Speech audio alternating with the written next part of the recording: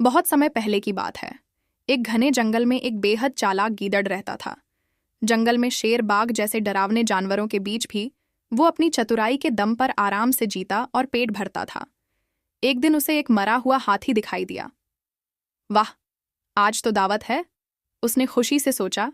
लेकिन जैसे ही उसने हाथी की खाल में दांत गड़ाने की कोशिश की, वो नाकाम रहा। खाल इतनी मोटी थी कि वो उसे फाड़ ही नहीं पाया। अब गीदड़ सोच में पड़ गया, अगर ज्यादा देर की तो यह मौका हाथ से चला जाएगा। तभी सामने से शेर आता दिखा। गीदड़ तुरंत सतर्क हो गया। अगर शेर ने यह हाथी देख लिया तो सब खत्म। तुरंत उसने एक योजना बनाई। जैसे ही शेर पास आया, गीदड़ हाथ जोड़कर बोला, स्वामी, मैं तो आपका सेवक हूं। यह हाथी मैंने आपके लिए संभाल कर रखा है ताकि कोई और इसे ना छू सके। कृपया इसका भोजन करें। शेर बोला, गीदड़, मैं किसी और के मारे हुए जानवर को नहीं खाता।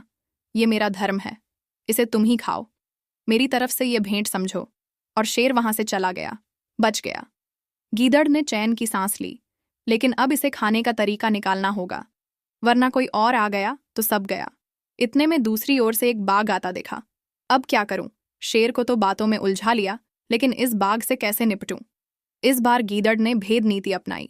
जैसे ही बाघ ने हाथी के पास जाने की कोशिश की, गीदड़ कड़क आवाज में बोला, मामा रुक जाओ, यह हाथी सिंहराज ने मारा है।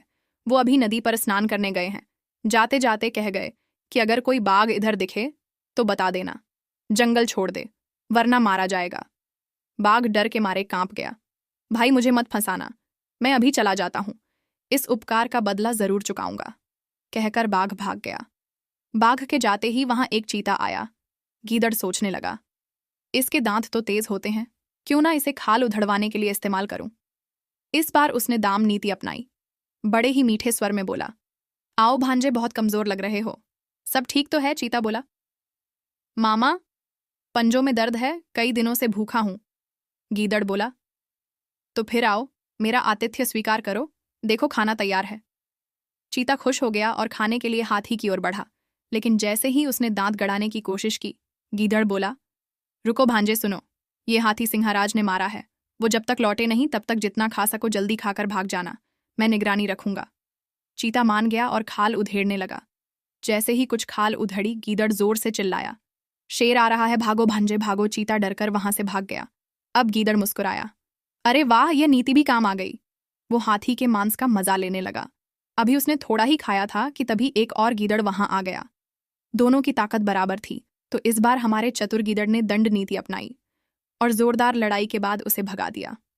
इस तरह गीदड़ ने साम दाम दंड और भेद चारों नीतियों का चतुराई से प्रयोग करते हुए हाथी के मांस पर कब्जा किया और कई दिनों तक मजे से जीवन बिताया।